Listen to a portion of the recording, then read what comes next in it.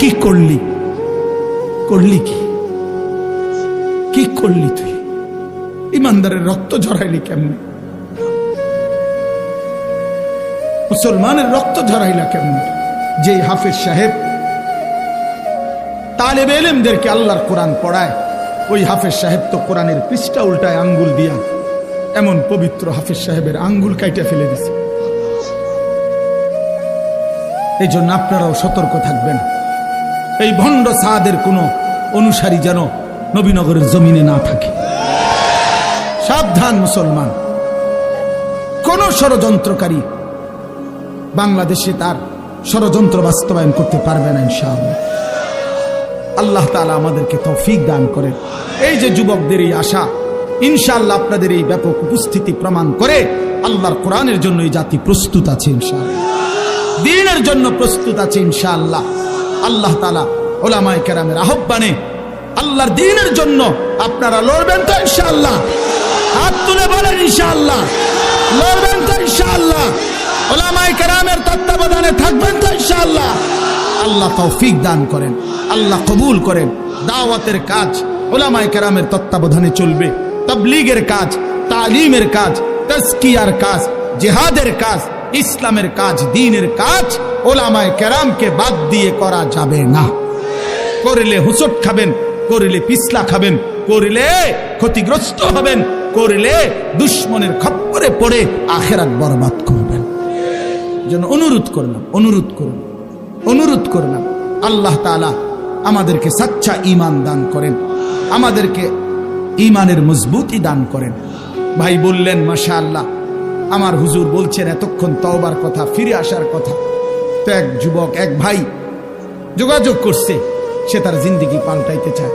আমি তো হুজুর আলহামদুলিল্লাহ প্রতিনিয়ত অসংখ্য যুবকের চিঠি আমার কাছে আসে, চিঠি দেয়, কাগজে লিখে, মোবাইলে মেসেজ পাঠায়, আমার ঘনিষ্ঠ সাথীদের কাছে জানায়।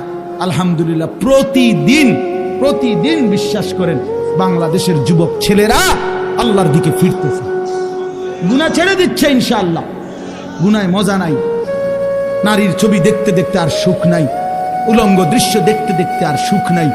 অসংখ্য যুবকের চেহারা, সুরত, শরীর, যৌবন, শারীরিক ক্ষমতা, যৌবনের ক্ষমতা সব নষ্ট করে ফেলছে, সব চরিত্রহীন হইয়া বরবাদ করে দিছে। আজ দুদু অন্ধকার ছাড়া, মরিচিকা ছাড়া আর কিছুই দেখে না। এজন্য যুবক ছেলে তোমাদেরকে বলি, ভাই নষ্ট হইও না, নষ্ট হইও না।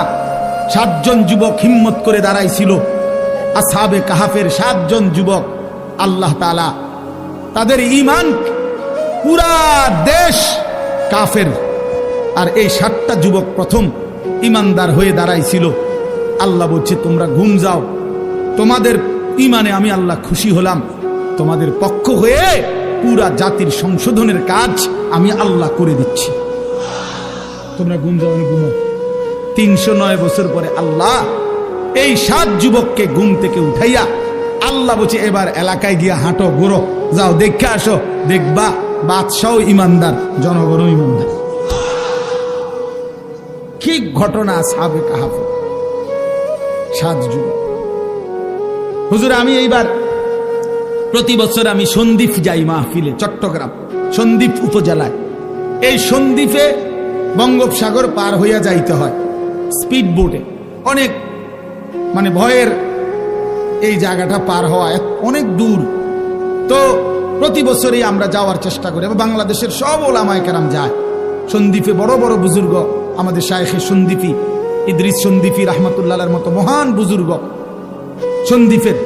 তো এই বছর, গত বছর 2023 সালের অক্টোবর নভেম্বর মাসে, এই একটা কারগুজারি শুনেন, অক্টোবর নভেম্বর মাসে 4টা কলেজের ছেলে, ওরা আপনার প্রতিদিন ফজরের নামাজ জামাতে পড়ে, তো পইরা সাগরের পারে হাঁটে।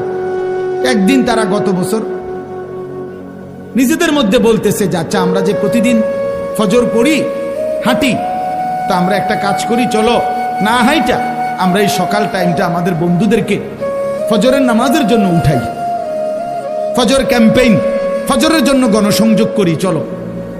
এই কথা নিয়ত করে 4 বন্ধু কি করবে, কার কাছে যাবে, একটা খসড়া পরিকল্পনার জন্য একটা কাগজ খুঁজছি আর এই যে লেখি আমরা লোক কখনই কাগজ নাই তাদের এই মুহূর্তের লগে সাথে কাগজ ছিল না।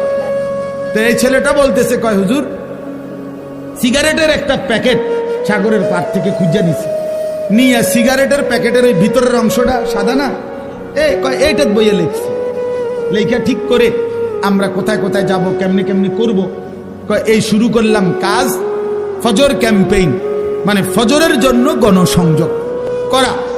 এরপরে আলহামদুলিল্লাহ দেখেন এই বছর 19শে নভেম্বর আমি এরকম এটার মতো হবে, আরো বড় হবে প্যান্ডেল, ওই সন্দ্বীপের সবচেয়ে বড় মাদ্রাসা যিনি পুরা সন্দ্বীপ উপজেলা ইত্তেহাদুল ওলামার সভাপতি মুরব্বী হুজুরের মাদ্রাসার মাহফিল, ওরা আমারে বলছে আগে যে হুজুর রাত্রে যেখানে মাহফিল হবে সেখানে ফজরের পরে ওই প্যান্ডেলে আমাদের মাহফিল, মানে ওদের আলাদা।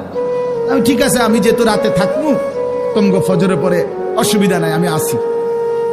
সকালবেলা ফজরের নামাজের পরে এরা আসতে শুরু করছে, পুরা ভাই মনে আধা ঘন্টার ভিতরে পুরাটা মাঠ পূর্ণ হয়ে গেছে, সব কিশোর তরুণ যুবক।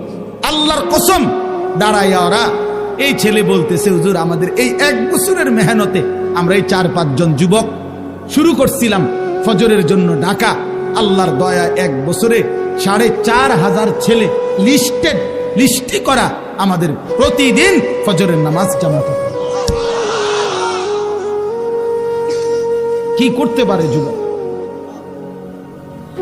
যুবক চাইলেই সমাজের প্রত্যেকের হাতে হাতে মদের বোতলও তুলে দিতে পারে, যুবক চাইলে প্রত্যেকের হাতে হাতে নামাজের মুসল্লাও তুলে দিতে পারে। যুবককে আল্লাহ শক্তি দিছেন, আল্লাহ তো শক্তি দিছেনই কাজ নেওয়ার জন্য, না তো শক্তি কেন দিলেন? আল্লাহ তাআলা যৌবন কালকে বলছেন কুওয়াত, শক্তি। আল্লাহুল্লাযী খালাকাকুম মিন দুফিন, আল্লাহ বলছে তোমাদেরকে আমি সৃষ্টি করেছি দুফ, দুর্বল অবস্থায়, তার মানে শিশুকাল। সুম্মা জাআলা মিন বাদি দুফিন কুওয়াতান, অতঃপর সেই দুর্বলতার পরে আমি তোমাদেরকে দিলাম শক্তি, মানে যৌবন। সুম্মা জাআলা মিন বাদি কুওয়াতিন দুফান ওয়া শাইবা, পুনরায় আবার সেই শক্তির থেকে আবার ফিরে দিলাম দুর্বলতা এবং বার্ধক্য। তাহলে বোঝা গেল শিশুকালও দুর্বল, বৃদ্ধকালও দুর্বল, তাহলে শক্তি কখন? আল্লাহ কোরআনে বলছে। এই জন্য অনেক নওজোয়ান আমি তোমাদের জন্য দিল থেকে দোয়া করি বন্ধু, রাত এই গভীরে আমরা প্রত্যেকেই এই 10 দিন ব্যাপী ঐতিহাসিক এই তাফসীরুল কোরআন মাহফিলে তোমরা নিজেকে পরিবর্তনের সিদ্ধান্ত নাও। ঠকবা না ইনশাআল্লাহ। আল্লাহকে সেজদা দিয়ে কেউ ঠকে না, প্রিয় নবী সাল্লাল্লাহু আলাইহি সাল্লামকে অনুসরণ করে কেউ ঠকে না। আল্লাহ তাকে দামি বানায় দুনিয়াতেও আখিরাতেও। আখিরাতেও কোনো পাপী, কোনো চরিত্রহীন, কোনো লম্পট, কোনো দুশ্চরিত্র বন্ধু সে মানুষের কাছে ঘৃণিত হয়, ঘৃণিত হয়। তোমরা যারা 5 ওয়াক্ত নামাজ পড়ো না, তোমরা লজ্জিত ঘৃণিতই হবা ভাইয়া। আল্লাহ তাআলা আমাদের সন্তানদেরকে বুঝার তৌফিক দান করেন। আমি শুধু আয়াত পড়ছি, অল্প একটু বলি, তাইলেই আমার কথা শেষ। এই কোরআনুল কারীমের এই সূরার তরজমাটুকু বলি। 30 নম্বর পারা একটা ছোট্ট সূরা আমি পড়ছিলাম, 94 নম্বর সূরা। এটা আমার বলার উদ্দেশ্য আছে, এই পড়ার উদ্দেশ্যটা হইল এটার মধ্যে আমাদের প্রিয় নবী সাল্লাল্লাহু আলাইহি সাল্লামকে সরাসরি আল্লাহ তাআলা সম্বোধন করে নবীজি সাল্লাল্লাহু আলাইহি সাল্লামকে কিছু কথা বলেছেন এবং নবীজির মর্যাদা, সান্ত্বনা, ইজ্জত, আজমত আল্লাহ তাআলা তুলে ধরেছেন। এখানের মূল বিষয়টা হইল প্রিয় নবী সাল্লাল্লাহু আলাইহি সাল্লাম 40 বছর বয়সে তিনি যখন ইসলাম প্রচারের দায়িত্ব পেলেন, আল্লাহ বললেন মানুষকে আল্লাহর দিকে ফিরাবার, তখন একটা মিনিট শুধু চিন্তা করেন যে নবীজি সাল্লাল্লাহু আলাইহি সাল্লাম একটা মিনিট ভাবেন শুধু 40 বছর বয়সে আল্লাহ পাক যখন ওনাকে দায়িত্ব দিলেন তখন তিনি কোন সমাজে দাঁড়াইলেন। 1 নম্বর কথা হলো আল্লাহ তাআলা তাকে যেই জিম্মাদারি দিলেন এই দায়িত্ব পালনের জন্য এই মুহূর্তে তার সাথে একজন সহযোগিতাকারী কেউ নেই। প্রথম দিন কল্পনা করেন যে কেউ নাই, উনি একাই। আচ্ছা, 2 নাম্বার, সমাজের ডান দিক থেকে বাম দিকে, উত্তর দিক থেকে পূর্ব, দক্ষিণ দিকে, পূর্ব থেকে পশ্চিম দিকে, অর্থাৎ এই সমাজের নবীর সমাজটা একটা প্রত্যেকটা জায়গায় তাকাইলে কোথাও কোনো আলো নাই, কোথাও কি নাই, মানে এই আলো না। ইনসানিয়াত, মনুষ্যত্ব বলতে, মানবতা বলতে কিচ্ছু নেই। আল্লাহ চেনে না, আখেরাত চেনে না, ইবাদত বুঝে না, মৃত্যু কি জানে না, কবর কি বুঝে না, আখেরাত বলতে কিছুই জানে না।